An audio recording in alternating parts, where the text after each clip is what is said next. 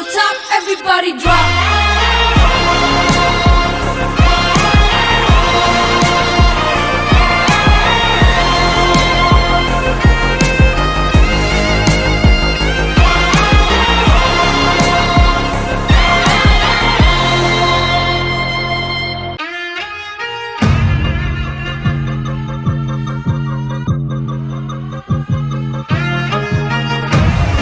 कुछ लोगों का नजरिया ये भी है कि भिवाड़ी में जिन्होंने प्रॉपर्टी परचेज करी वो एक टाइम पे स्टक हो गई, भिवाड़ी में ग्रोथ नहीं है, भिवाड़ी की प्रॉपर्टी अप्रिशिएट नहीं करती।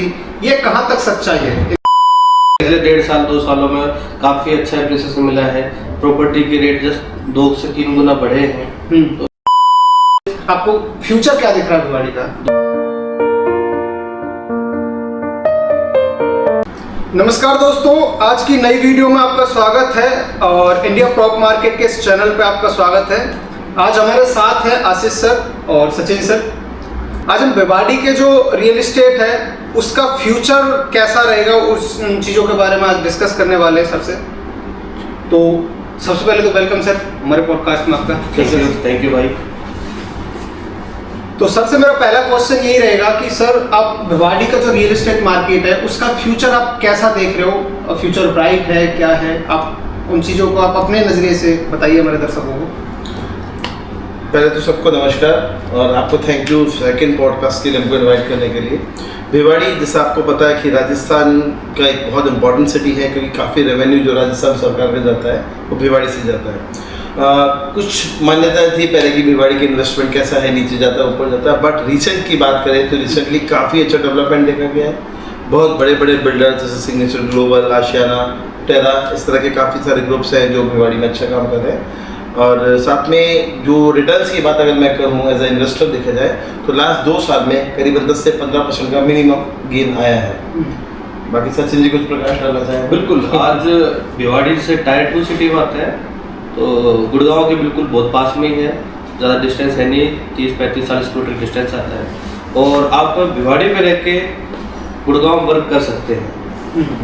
तो पॉकेट फ्रेंडली है भिवाड़ी आपका। सर आपने अपने नज़रिए से चीज़ें बताई कि हाँ भिवाड़ी एक इंडस्ट्रियल हब है, सबको पता है भिवाड़ी इंडस्ट्रियल हब है, बट कुछ लोगों का नज़रिया ये भी है कि भिवाड़ी में जिन्होंने प्रॉपर्टी परचेज करी वो एक टाइम पे स्टक हो गई, भिवाड़ी में ग्रोथ नहीं है, भिवाड़ी की प्रॉपर्टी अप्रिशिएट नहीं करती। ये कहाँ तक सच्चाई है? आपकी जो ये प्रश्न है बहुत इंपॉर्टेंट है इस टाइम भिवाड़ी के लिए, क्योंकि जितने भी बाहर के लोग हैं ऑब्वियसली एक मार्केटिंग होती है जो पब्लिसिटी देखते हैं एडवर्टाइजमेंट से, एक होती है माउथ टू माउथ। जैसे फॉर एग्जांपल सचिन जी हैं, इन्होंने कुछ लिया तो इन्होंने मुझे कहा मैंने वहाँ सो एंड सो जगह पे इन्वेस्ट किया और मेरे साथ ये प्रॉफिट हुए, ये लॉस हुआ।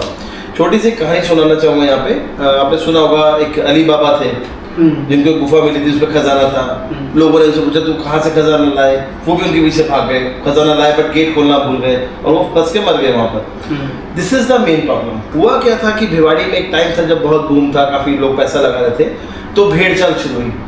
तो औने पौने दामों में बिना सोचे समझे, देखिए आप समझिएगा जैसा मार्केट के लिए कहा जाता है म्यूचुअल फंड्स में कि invest subject to market risk वाली बात आती है, तो रियल एस्टेट में भी जहाँ पैसा लगा रहे हैं आपको अपना दिमाग लगाना ही होगा। जरूरी नहीं है कि आज फॉर एग्जाम्पल हमारे सामने एक सैंपल रखा है, आज मुझसे कोई से 2 करोड़ रुपए मांगे, हो सकता है ये बहुत बड़ा आर्टिफैक्ट हो, कोई बहुत महंगी चीज हो, बट नॉर्मली ये चीज 1000, 200 मैक्सिमम 1000 रुपए मिल जाता है। तो मैं 2 लाख रुपए देने से पहले 2 बार सोचूंगा। उस टाइम ये नहीं हुआ था और आप जानते हैं जब ऐसा कुछ होता है तो उसके परिणाम तो भुगत नहीं होते हैं। तो इस चीज़ के लिए थोड़ा सा लोगों को था कि उस टाइम भेड़ चाल में इन्वेस्ट किया गया बट रिटर्न्स नहीं है, तो लोगों ने कहा भाई, और सही कहेंगे भी जिसका पैसा डूबा है वो बिल्कुल बोलेगा। हाँ बिल्कुल, उस टाइम पे जैसे मार्केट में इन्वेस्टर ज़्यादा होते थे तो वो डिमांड एंड सप्लाई वाला सारा रूल होता था। डिमांड इतनी थी नहीं, सप्लाई ज़्यादा हो गई, इन्वेस्टरों ने अपने अपने पैसे लगा दिए, अपने ब्लैक मनी को आप समझ लो एक तरह से, लोगों ने अपना पैसा कन्वर्ट किया वहाँ पे।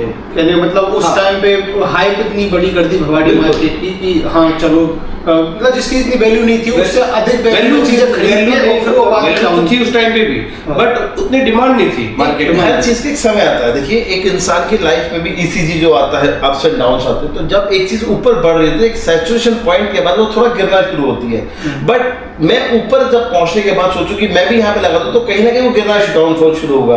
प्रॉब्लम क्या है, जिन्होंने इनिशियली इन्वेस्टमेंट किया तो उन्होंने काफी गेन भी किया, ऐसा नहीं सब लोग लॉस में ही थे, बट जब उनका प्रॉफिट देख के बाकी लोग आए तो वो थोड़ा लेट हो चुके थे, मैं आम भाषा में बोलूंगा, तब तक मार्केट गिरना शुरू हो चुका था। तो मतलब उन लोगों का भी कहना ठीक था कि जिन्होंने उस टाइम पे ली, उनकी प्रॉपर्टी डाउन हुई थी, है ना? और ये खाली भिवाड़ी के, मैं रोकना चाहूंगा, खाली भिवाड़ी के लिए नहीं है, कई ऐसी लैंड्स है बड़े बड़े हिंदुस्तान के शहरों में जहाँ पे ऐसा होता है। शेयर मार्केट में भी आप देख लीजिए, जब शेयर मार्केट ऊपर जाता है तो काफी लोग कहते हैं और बढ़ने दो और बढ़ने दो, जैसे लगाता है कि मार्केट टूट जाता है तो लोगों ने शेयर मार्केट में लगाना तो नहीं छोड़ा पैसा, क्योंकि लॉन्ग टर्म में वो चीज एब्नॉर्मल प्रॉफिट देगी।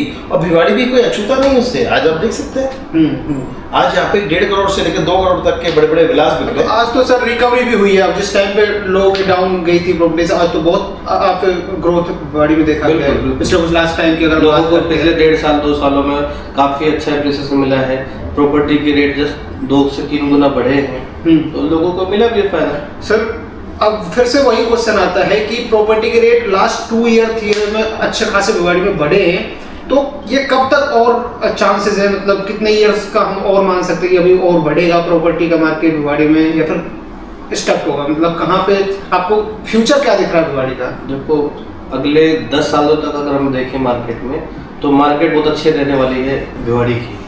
रीज़न क्या है कि आप गुड़गांव में आप जाओगे तो गुड़गांव में 10 टाइम्स भिवाड़ी से 10 टाइम्स महंगा है गुड़गांव, ठीक है।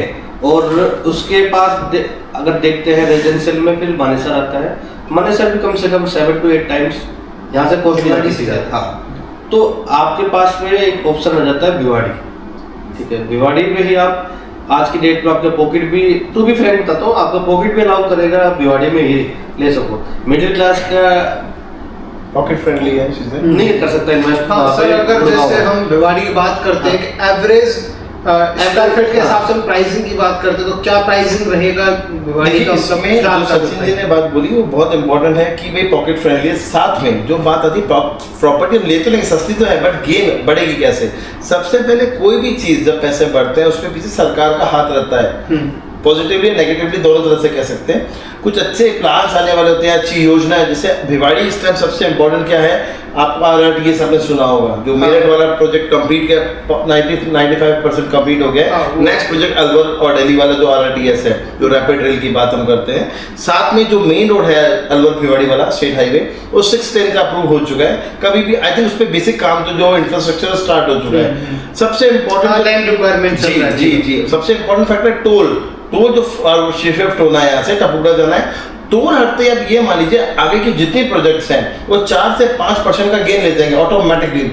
दूसरी बात, जब ये सब चीजें होंगे तो ऑब्वियसली आपकी जो प्रोजेक्ट है उसका जो आपका इन्वेस्टमेंट है उसका रेट बढ़ने वाला है। ठीक है सर, आपसे बात करके बहुत अच्छा लगा। सेम है। ठीक है सर, बहुत बहुत धन्यवाद। एंड वीडियो को आप लाइक करके चैनल को सब्सक्राइब कर लीजिएगा, और हमसे अगर आप जुड़ना चाहते हो तो मैंने नीचे नंबर दिया हुआ है, सर का नंबर भी आपको मिल जाएगा वहीं पे, एंड सर से कॉन्टैक्ट कर सकते हो आप। बाकी थैंक यू।